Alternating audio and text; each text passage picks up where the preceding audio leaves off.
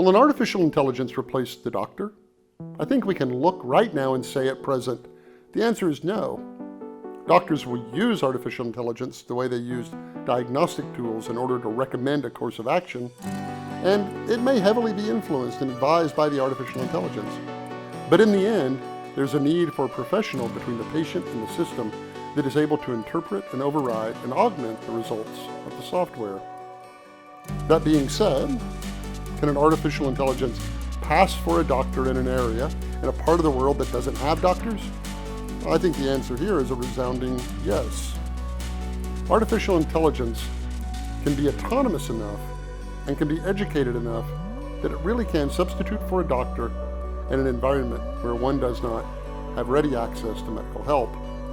If you're interested in artificial intelligence, visit gigaom.com or check out my new book, The Fourth Age: Smart Robots, Conscious Computers, and the Future of Humanity.